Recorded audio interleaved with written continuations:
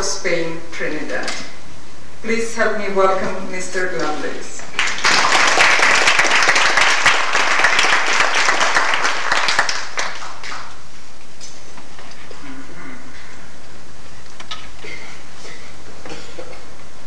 Good evening, ladies and gentlemen, and friends from Trinidad who I see here in the audience, and some friends who are not here who I thought I would be here.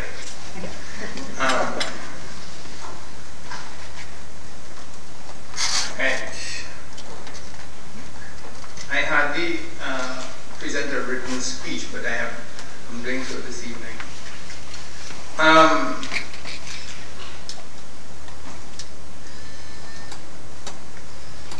And I suppose the reason why I don't present a written speech is because everything I write, as soon as I begin to read it, I begin to question it. However, having written this, let me proceed. I would like to thank especially the IDB for having invited me here and for bringing me here so speedily. I spent many important years here in Washington, D.C. at Harvard University, at the University of the District of Columbia, and close by at Johns Hopkins University, and have many friends here and great memories. I was very fortunate to be here during the Black Power movement, in that time when black was beautiful and the hairstyle was natural, and when there was a certain street militancy about, and when we argued and discussed both the future of North America and the future of the Caribbean. Here in discussion with a group of friends, some of whom are no longer with us, and whose absence makes the place feel quite different. We thrashed out many ideas that have influenced my outlook. One of the ideas that we discussed was naturally the differences and similarities between the state of the African American and the African Caribbean person. What came through in the discussions was the idea that we in the Caribbean labored under a false sense of our freedom. That indeed our majority position in the islands, independence and black governance, had contrived to mask for us the quality of our living as well as the relations within our society. And that while the more severe forms of racism in the United States had shaped an African-American response that had made it impossible for them to accept anything less than complete liberation, we in the Caribbean had become satisfied with a degree of a kind of livable freedom, dangerous because of our satisfaction with it, could see us institutionalizing the permanent acceptance of ourselves as second-class citizens. Perhaps it is the need to understand this second-classness and to overcome it that is one of the motive forces at the root of my novel, Salt, from which I take this whole talk. Well, I believe that there can be no useful cultural transformation of the Caribbean until that second-classness is overcome. And we will not be able properly to overcome it until we retrace our steps and understand how we have arrived to where we have come.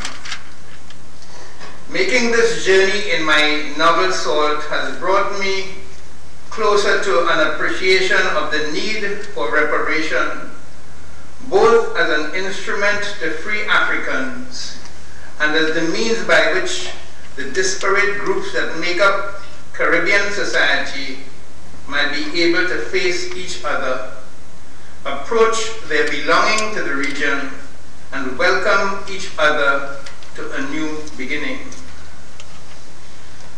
Reparation, then, is the idea in which I anchor my subject, welcoming each other and cultural transformation of the Caribbean, in the 21st century. Of course, it is quite a big subject, and I hope at least to go some way towards addressing it. I would like now to read from this novel, Salt, from which the whole idea springs.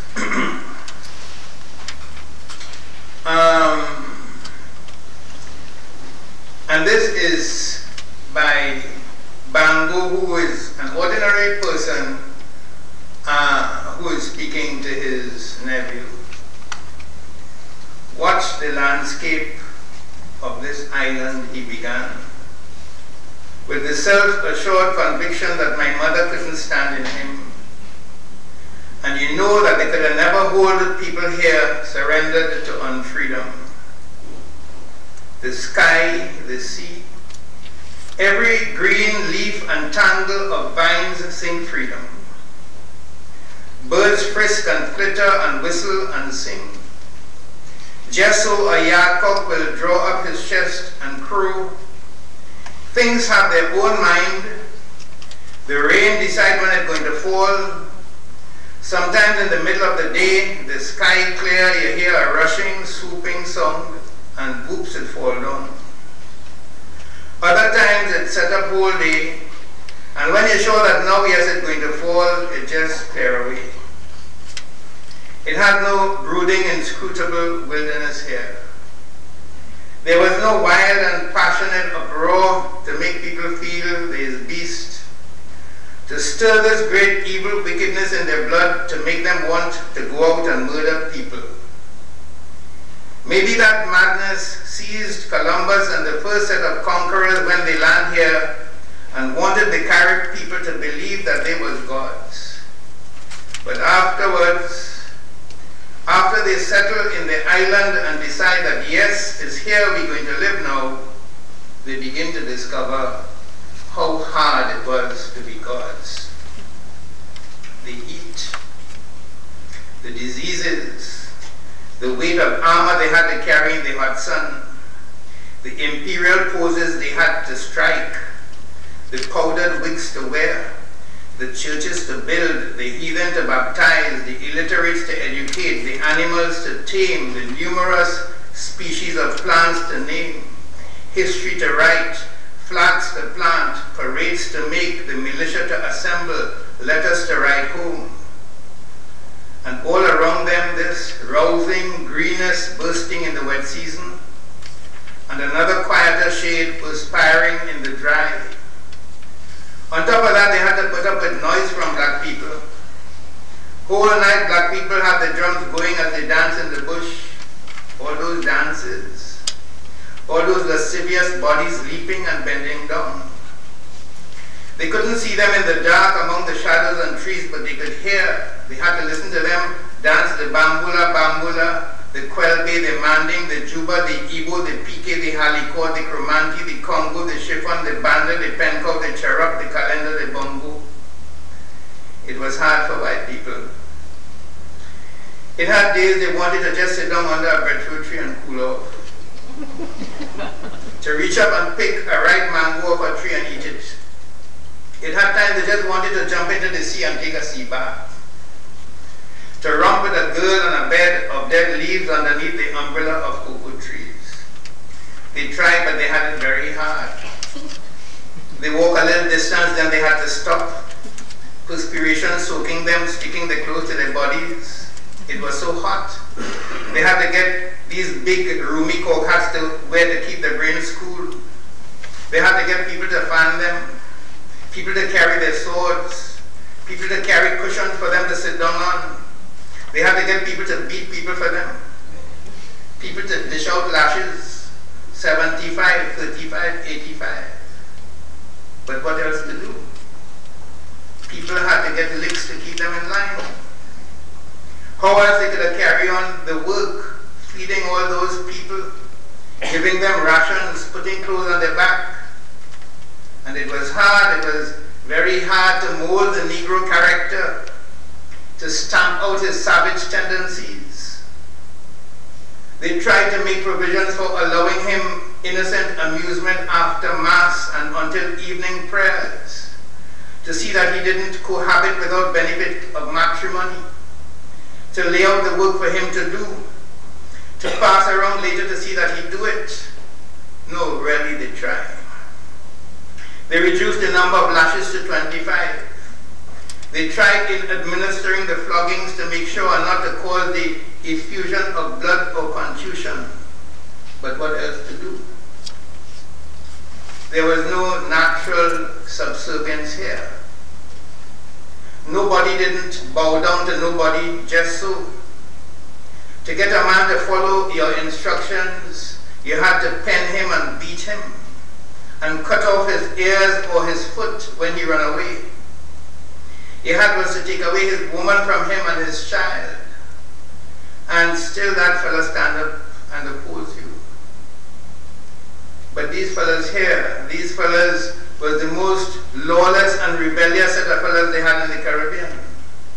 The majority of them dangerous rebels exiled here from the other islands. Men that had no cure. Fellows whose sport was to bust one another head. Fellows who make up their mind to death. Who land on the war from Martinique and Grenada and St. Lucia and from wherever they bring them singing. Muma, muma, your son in the grave already. Your son in the grave already. Take a towel and fan your belly. Singing. 1,000, 10,000 to buy me one. Me one, me one. Singing. When I dead, bury my clothes. I don't want no sweet man to wear my clothes. And it wasn't just men alone. It had women there that was even more terrible. They had to ban them from talking. They had to ban them from walking and from raising up their dress tail and shaking their melodious backsides. It wasn't easy. The plantation people couldn't handle them. They beat them. They hold them down and turn them over and do them whatever wickedness they could manage. But they couldn't break them. And then it dawned on them that you can't defeat people. Then they find out that people too stupid to be defeated. They're too hard. They don't learn what you try to teach them. They don't hear you. They forget. You tell a man to do something and you tell him he forgets. You tell him to shoot and he forgets to load the rifle. You tell him to get up at 5 and 9 o'clock, he now be yawning and stretching. He didn't hear you. Or he hears something different to what you tell him. You is the expert, but he believes that he knows better than you what it is you want him to do. And you do it and you mess it up. 400 years it takes them to find out that you can't keep people in captivity. 400 years. And it didn't happen just so. People had to revolt. People had to poison people. Port of Spain had to burn down. A hurricane had to hit the island. Haiti had to defeat Napoleon. People had to run away up the mountains. People had to fight. And then they agreed, yes, we can't hold people in captivity here.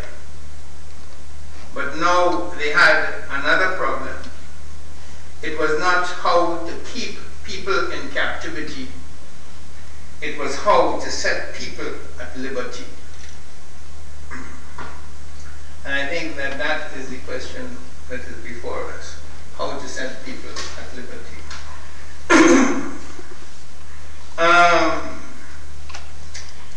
If the earlier part of our history was concerned with struggling against the dehumanization of enslavement, it could be said that the latter part of our history, the part that begins with emancipation, had as its preoccupation how to set people at liberty.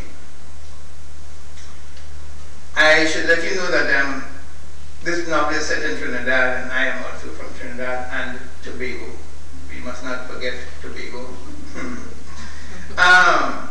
And this is the country in which this novel is based. It is based here principally because I think, not only because I come from there and know the place, but because it is truly a West Indian community, peopled by people from all over the world, if you want. But certainly peopled by people also from the Caribbean, Barbadians, Vincentians, Grenadians, and Lucians.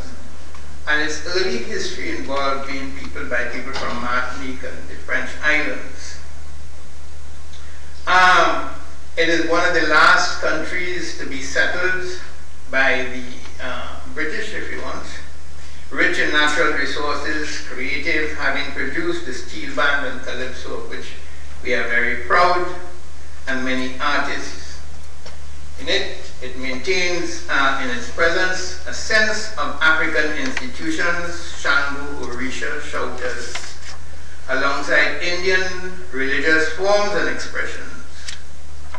Trinidad in particular is a complex cosmopolitan society with a population today of, for those who do not know it, 1.3 million, 41% African, roughly 41% Indian, a small minority of Chinese and Europeans, and with the traces of Amerindians found in mixtures with the African population.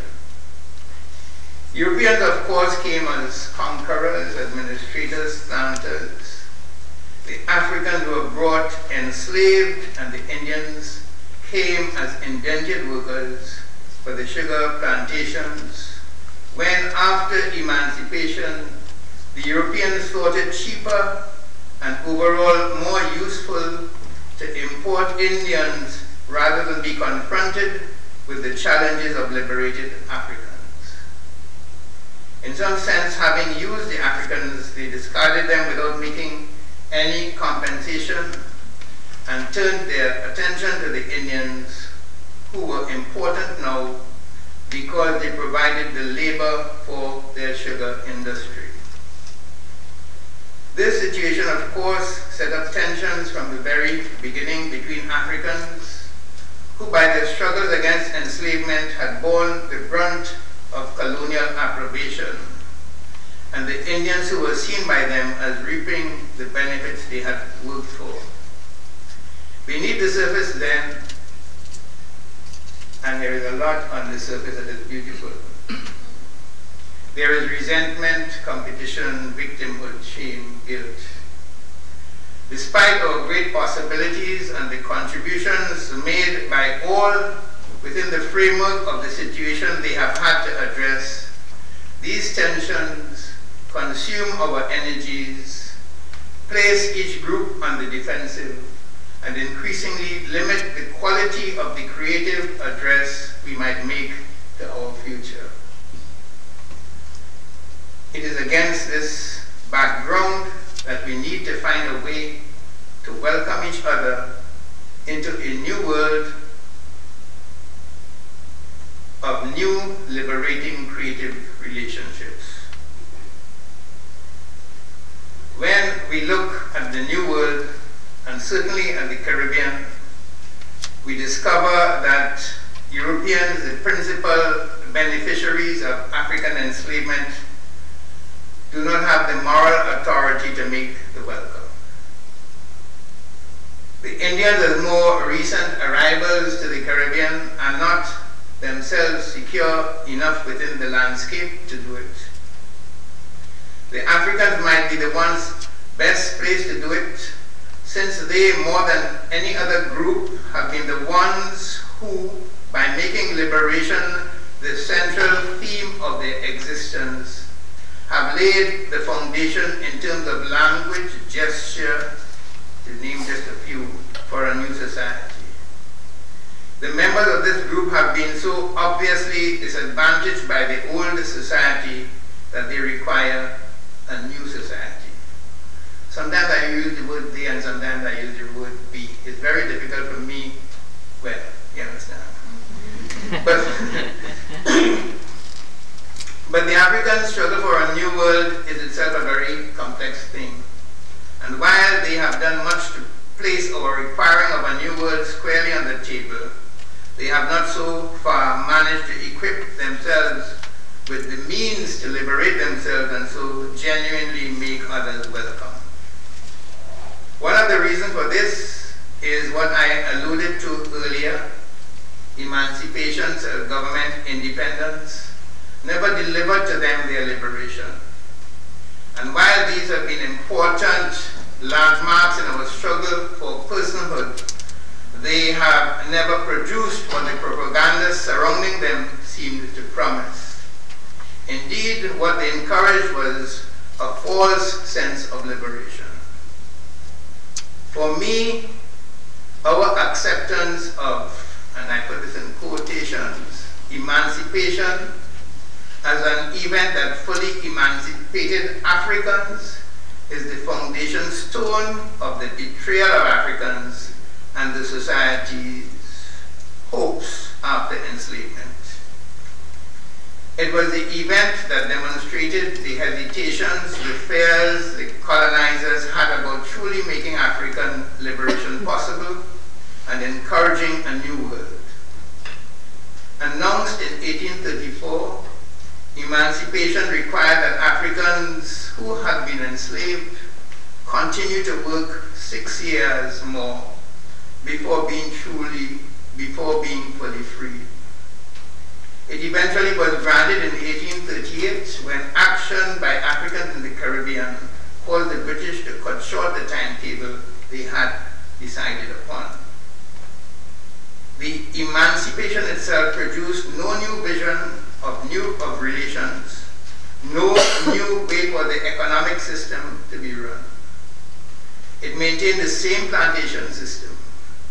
Indians replaced Africans as the plantations, and whatever benefits, if we can call them that, and it's very doubtful that we could call them that were to be gained were given to the Indians. The planters were given compensation for the loss of the labor of Africans. Africans were simply set at liberty without apology or compensation, cast adrift with not even the benefit of the organizing system of the plantation to ensure their well-being. It took from 1834 to 1956 for Africans liberated from enslavement to arrive at political representation. Actually 1946, but more properly 1956. By the time independence came in 1962, the black leadership that had by then come to power did not see it fit to address the omissions of 120 odd years earlier. It was as if the lengthy period had its effect. They did not know how not to accept the second-class status for Africans. They did not know how to not accept the disrespect for their parents and for themselves. There was something called nation now to be protected, and the sense of guilt and unease that liberation of Africans might upset the country. Lord Brougham in the House of Commons had argued the same point in 1824. Liberty, he said, if suddenly given, and still more if violently obtained. Right.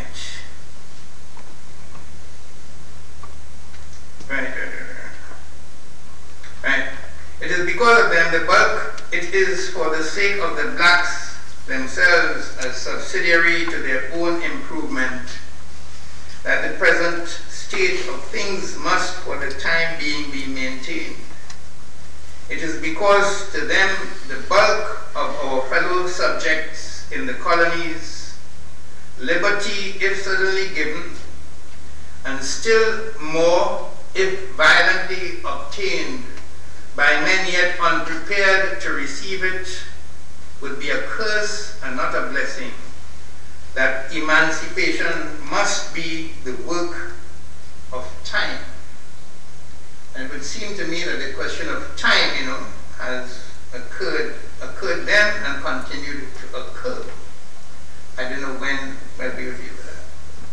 So that it had to take 1970 and the Black Power revolt in Trinidad to raise questions of African dignity, even as a black government sat in power. As a result of our failure to properly close accounts with that bit of our past, the resentments, the guilt, the shame, the sense of victimhood have all remained, fanned by the flames of a propaganda that has sought to assuage the conscience of European guilt by presenting Africans as degraded people, unworthy of being accepted as fully human. I have the view that it is the creativity of a people that is the real basis for development, and that self-confidence is the key to freeing people to be creative. It is my view that Africans in the Caribbean have been largely placed on the defensive, that our energies are directed to the defense of the assaults on our person. It sounds strange that Africans in the Caribbean should be thought to be on the defensive, when the image we have of Caribbean people shows them to be fun-loving, ready at the drop of a hat to party. Indeed, the Caribbean can also be seen as a place of joy, of fetes, of celebration. In Trinidad and Tobago, we have one of the biggest celebrations in the world, Carnival. What accounts for this? How then this business of defense? There is, of course, the idea that the cultivation of joy, if you will, might be seen as a defense against cynicism. Just a few days ago, I was reading an article on the direction of Calypso by Gordon Roller, who is a professor of English at the University of the West Indies.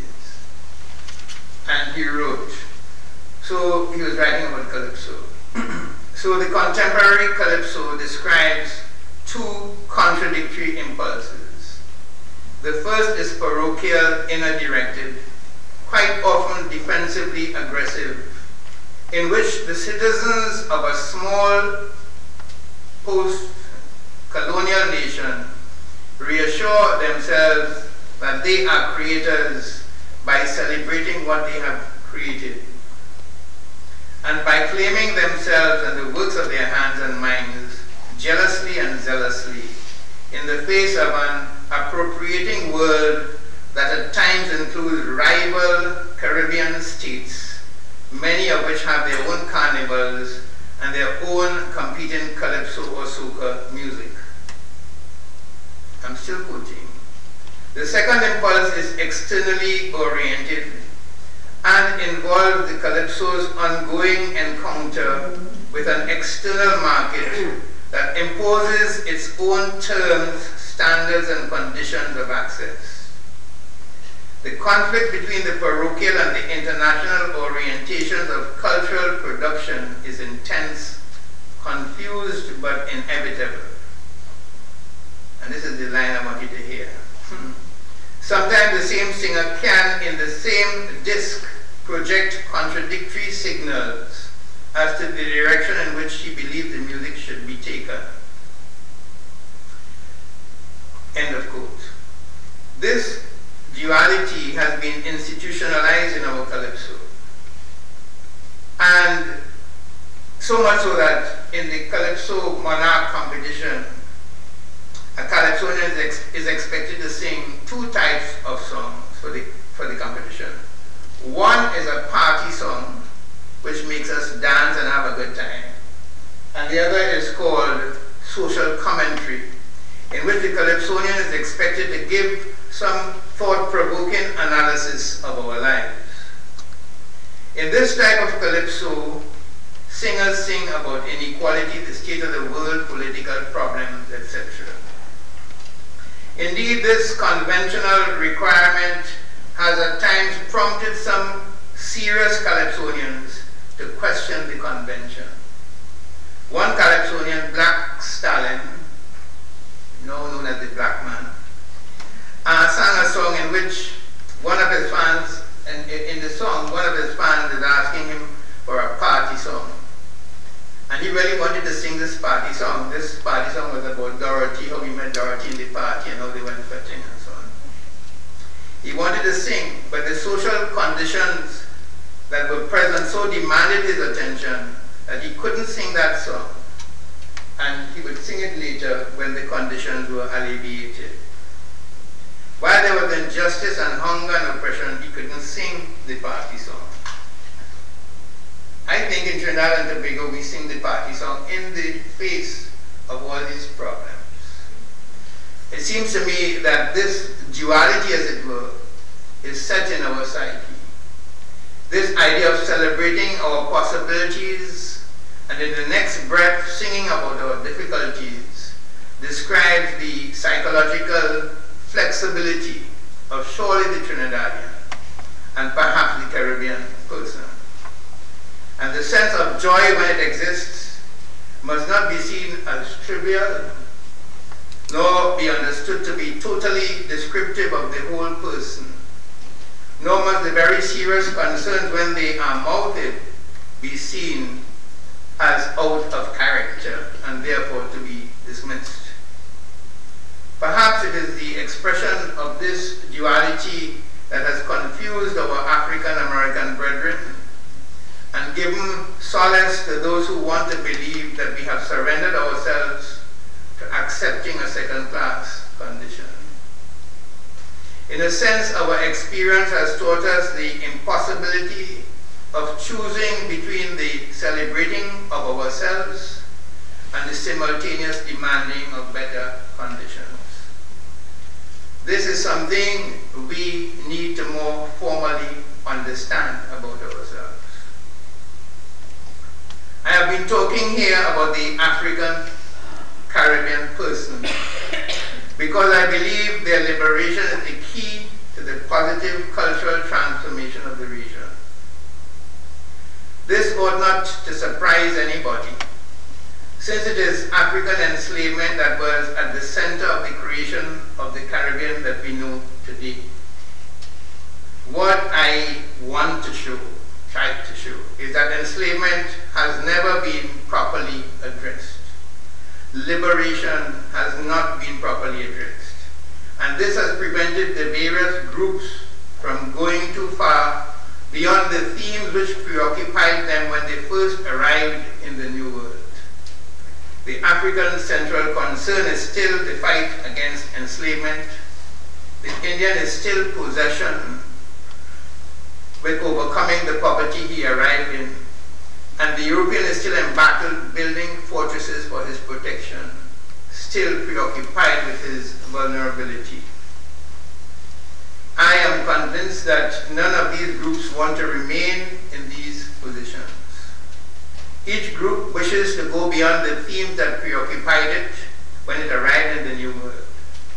Each group wants to liberate its creative energies for an address to the 21st century. And that is why it seems to me that we must all come together on the question of reparation as the means through which we will clean the slates and approach a new beginning. In this regard, reparation requires not only some actions, but an understanding of why it is necessary. I am not sure that I have written here that I can even convey a sense of the violation of the very idea of what it is to be human that enslavement involves.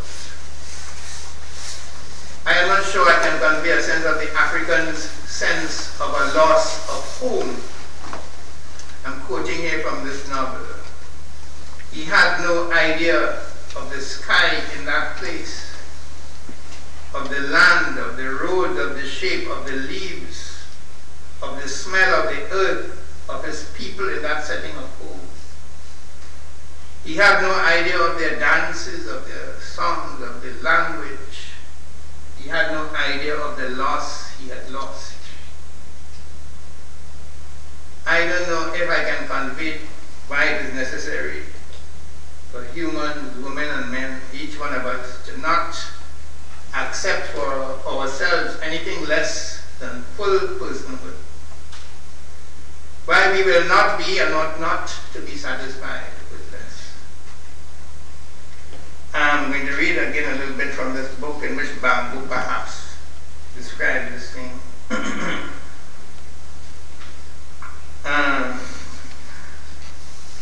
Yeah. And this is the same Bamboo who was, explain itself. I know I should be thankful for your offer of land, Bamboo began, his voice straining to be polite, looking at Miss Myrtle with an appeal that made me feel that what he was saying was as much for her benefit as for mine. Into my mind plopped a picture of my father standing pathetic and heroic before his column of dingy and mossy bricks on land that was not his own. And I began to settle back for the falsetto of false modesty, of self-pity, and the martyrdom that I had come to recognize as the voice of my father's generation, struggling with its victimhood and its pride. But that was not what I got from Bamboo. Understand from the start, he said, I ain't come here to make the white man the devil.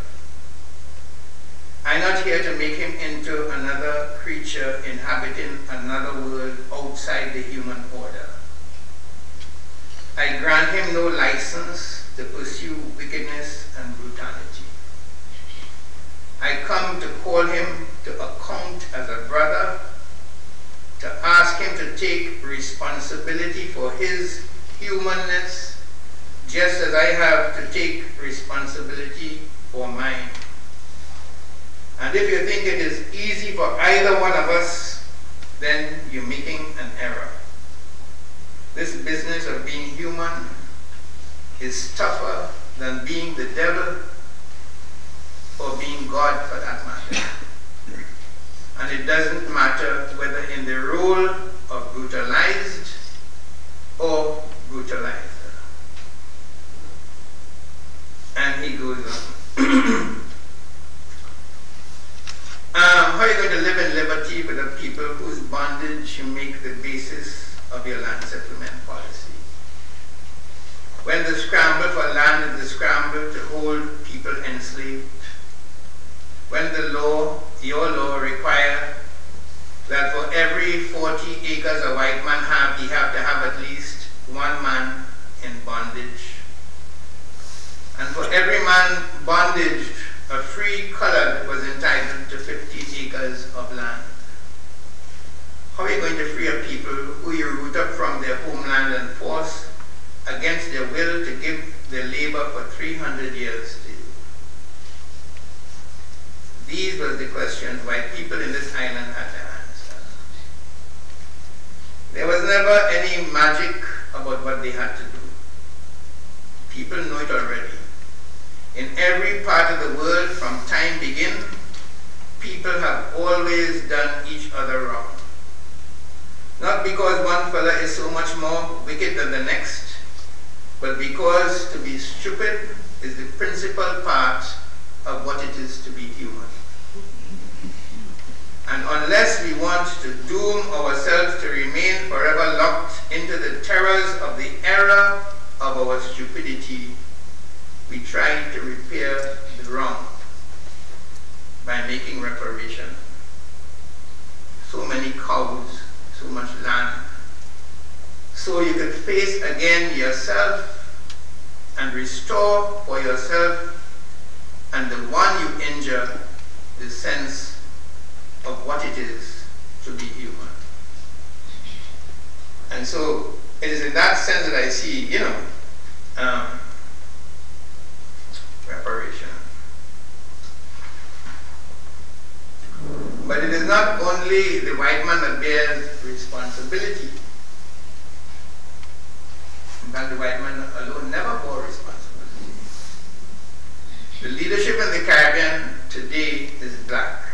It too has had its hesitations. It has followed the same script as written by Europeans and has left the society still feeling a sense of victimhood, of guilt, of shame and resentment, vulnerable in its relations one with the other, its differences easily exploited, especially for partisan political purposes. And we have, well, the Guyanese writer Wilson Harris, in his novel The Palace of the Peacock, talking about the Caribbean space, has one of his characters, the Elizabethan adventurer Don, say, "We are all outside the folk. No one belongs yet." Indeed, Harris sees the need to belong, to feel a sense of belonging to this space as one of the impulses that govern our behavior. He sees it as powerful an impulse as the need to rule, as he says, or be ruled. How do we belong? Not, Harris says, by simply ruling, not by seeking to dominate, not by simply expressing power over the natives, and as one of the characters tried to do by marrying one of the folk. In his novel, his characters repeat an earlier journey. They had made up a river into the Guyanese interior, during which all the crew members died. In this novel, they die again. But this time they come to an understanding of the meaning of their journey.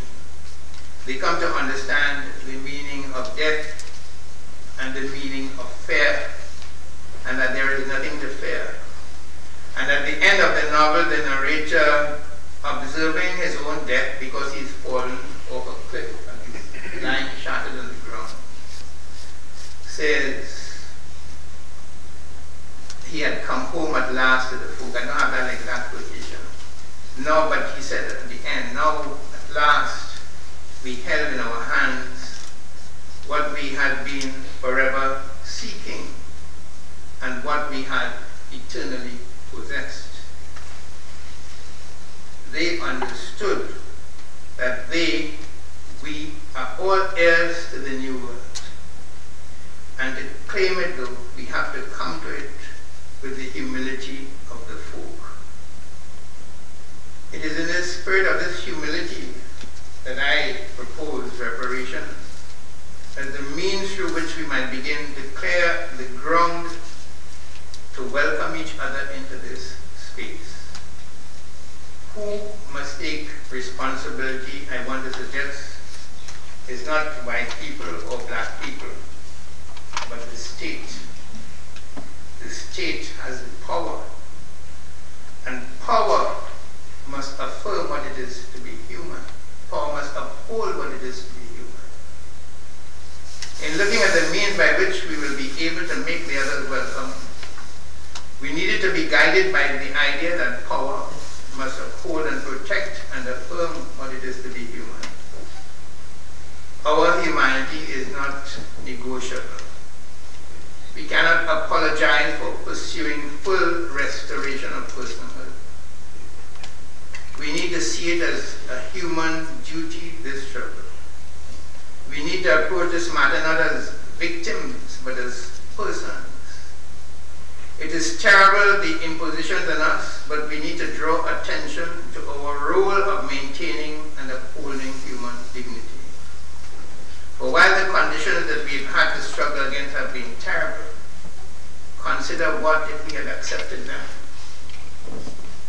What a terrible indictment it would be about the human condition if we did not struggle, if we accepted unfreedom or accept unfreedom as our lot. It is to the degree that we do not accept these impositions that we accept the responsibility for human dignity. We must see reparation, and it is not reparations in my mind, because reparations, I saw in the dictionary, describe the tribute, I think, that the conquered must pay. It's very interesting that reparations are paid by those people who have themselves conquered. I'm talking here about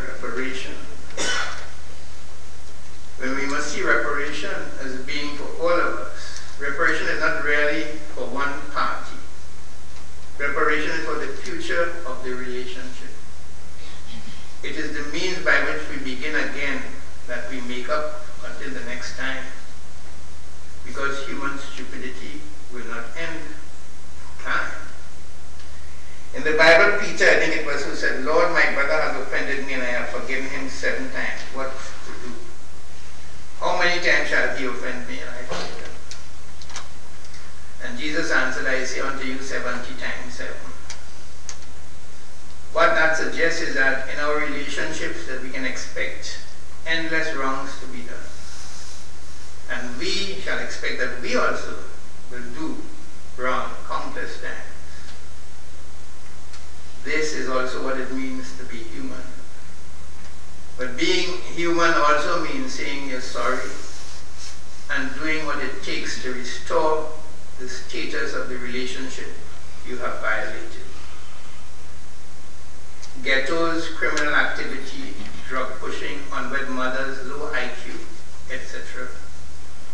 have been placed at the door of African people in the New World. The argument that is being made by those hostile to our liberation is that somehow Africans are unfit to be accorded full human rights. This I believe to be a response of the guilty. It is necessary for the guilty to rationalize his guilt, to make the victim of the crime the criminal. This cannot last. It should not be allowed to last. Nor should we allow Africans to be designated as slaves as if that is their aboriginal condition. It is not, and we should stop it. In the West Indies alone, there were 99 recorded rebellions. People call them slave rebellions. But those who rebel are not slaves, but those who are conscious of their personhood and the impositions upon it. We must examine the effects on our psyche of the unrelenting negative presentations and recognize that the principal problems to Africans is not the event of the past. It is not enslavement we need protection against. That is the system we fought against. What we need protection against is the day-to-day impositions which keep us off balanced, the insistent presentation of images that deny us our true personality. In this context, reparation is not about giving handouts to African people, but of giving them back to them and to the societies in which they function an authentic reflection of themselves. It is in this context that our artists must be given the resources with which to take back the images that have been so brutalized by the media of the modern world. Because I believe that we shall have the burden along with our educators to return to Africans images of our dignity, images of our humanity, images of our journeying to where we are today. The power of the state must be placed in service of this idea. For it is my view that development is about developing people so that people may change the world. It's about developing a self-confident, affirmative people who will then do the things that they see need to be done.